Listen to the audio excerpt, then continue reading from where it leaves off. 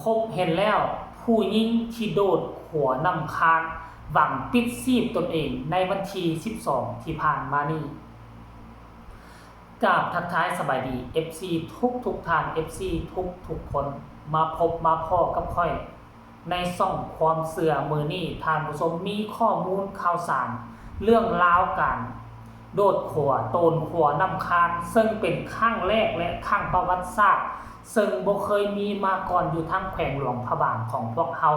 เนาะในวันที่12ที่ผ่านมานี่วันที่12ที่ผ่านมานี่เนาะมี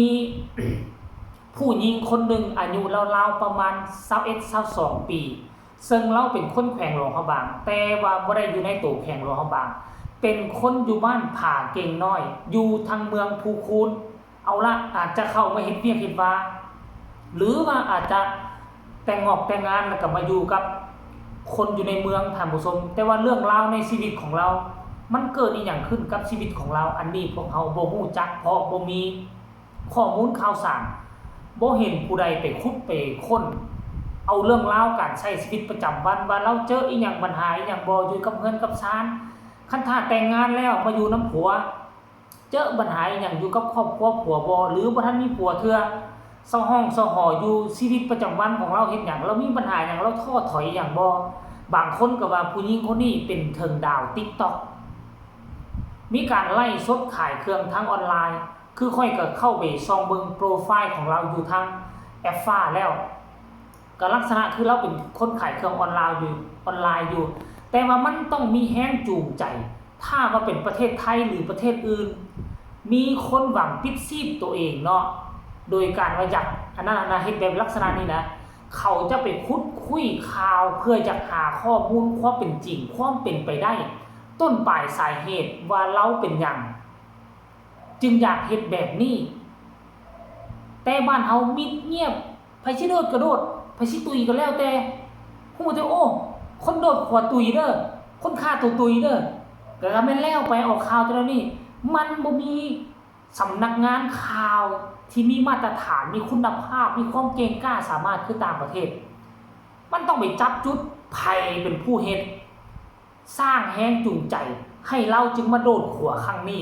ตามไปจับผู้นั้นพุ่นบ้านเฮาเรียบร้อยเก่งเหลือเกินบ่อยากเว้าหาผู้ใดเนาะหลังจากที่วันที่12ได้ยินข่าว12ก็เป็นตอนกลางคืนไหนตอนกลางคืนว่ามีคนโดดขวานำค้าเป็นขวใหม่อยู่ทางตัวเมืองหลวงพระบางหลังจากนั้นก็ได้ยินข่าวหน่วยกู้ภัยองค์การกาแดงเขาเจ้าก็แล่นไปหาจุดเกิดเหตุท่านผู้ชมหาจุดเกิดเหตุตอนกลางคืนเลยแต่ว่าตอนเราโดดต้นขวานี่อาจจะเป็นตอนค่ายแรงจะเสื่อมต่อเข้าตอนหัวแรงเนาะหลังจากกู้ภัยไปถึงก็เห็นพ่อแม่ประชาชนหุ้มกันอยู่เทิงขวาแหละเห็นแต่รถกับเกิบที่เราปลดเอาไว้หลังจากนั้นกู้ภัยก็ไปซอกบ่เห็นมื้อต่อมาจึงเห็นคลิปวิดีโอจากเฮือนพักโรงแรมที่อยู่ทางใกล้ๆอันซองเห็นว่ามีคนโตนขวาอีหลีโดดตุ้มลงกับคลิปสั้นๆซ้ำนั้นกู้ภัยใช้เวลาซอกตั้งแต่13ต่อมาวันที่14เนาะแต่ว่าตอนวันที่14นี่ก่อนที่จะพบเห็นเจอเรานี่น่ะพ่อแม่อ้ายน้องเราได้มาจุดธูปจุดเทียนเฮ็ดผ้าเข้าเฮ็ดผ้าน้ำอยู่เทิงขัวเก่านี่แหละอยู่เทิงขัวเก่าจนกระทั่งวันที่14เนาะวันที่14องค์การกาแดงของแขวงหลวงพระบางได้รับรายงานเนาะเป็นองค์การกาแดงของเบอร์นี้เด้อ1628ถ้าผู้ใดเกิดเหตุอย่างต่างๆทุกเรื่องเลยที่อยู่บริเวณแขวงหลวงพระบางให้แจ้งหา1628ทั้งแขวงหลวงพระบางได้รับรายงานว่าเนาะวันที่14พฤษภาคมเวลา 12:00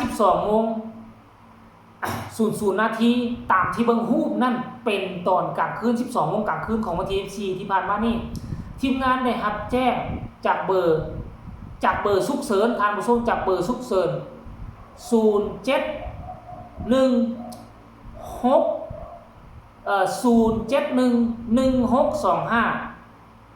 0711625ว่าพบเห็นคนจมน้ แล้วก็เสียชีวิตแล้วอยู่ก้องขวานำค้านเก่า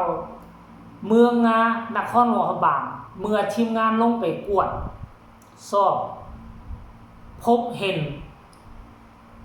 ผู้หญิงท่านผู้ชมคนหนึ่งชื่อว่านางเข็มพรอายุ22ปีบ้านอยู่ปัจจุบันบ้านผาเก่งน้อยเมืองภูคุ้นแขวงหลวงพระบางดังนั้นทีมงานจึงได้นำเอาผู้หญิงดังกล่าวมาไว้ที่วัดหมื่นนาก็คือส้นขวานำค้านเก่าน่ะมันจะมีฝั่งเมืองแล้วก็ฝั่งสนามบินฝั่งเมืองเก่าฝั่งเมืองใหม่ซะผู้หญิงคนนี้เราโดดอยู่ขวานำค้านใหม่ห่างจากขวานำค้านเก่าบ่ฮอด1กิโลเสมอท่านผู้ชมคันฮอดก็สิประมาณ1กิโลไหลเข้ามาจุอยู่ที่ขวานำค้านเก่าเบื้องเมืองใกล้กับวัดหมื่นนาตามที่เบิ่งรูปภาพแล้วน่าจะเป็น2 โมงกลางคืนเขาก็เลยละลงมาเอาแล้วก็เอาขึ้นไปไว้ที่วัดหมื่นนาทั้งที่ผู้นี้ตามที่เบิ่งแล้วอาจจะเป็นผู้ที่โดดขวานำค้านใหม่วันที่1200%แต่ว่าการที่ออกข่าวการที่เขียนข่าวของหน่วยกู้ภัยก็ยังบ่ละเอียดท่านผู้ชมเนาะเบิ่งจากชื่อเบิ่งจากบ้านเป็นบ้านเดียวกันทั้งที่ได้เขียนว่าพบเห็นแล้วผู้หญิงที่โดดขวานำค้านใหม่ก็บ่เขียนว่าแนวนี้เนาะแต่ก็ย่าแหละเพราะการข่าวบ้านเฮามันบ่ได้มีโรงเรียนสอนกันเด้เนาะมันก็เลยว่าอาจจะบ่ละเอียดแต่ค่อยมาเบิ่งแล้วโอ้ชื่อแล้วก็บ้านมันเป็นบ้านเดียวกันเนาะแล้วสัมผัสว่าผู้ที่โดดขวาวันที่12นี่ปกติแล้วน่ะ3มื้อถ้าหากว่าเฮาไปซอกหาบ่เห็น3มื้อยังจมอยู่พื้นน้ำน่ะ3มื้อมันจะขึ้นมาด้วยกลไกของวิทยาศาสตร์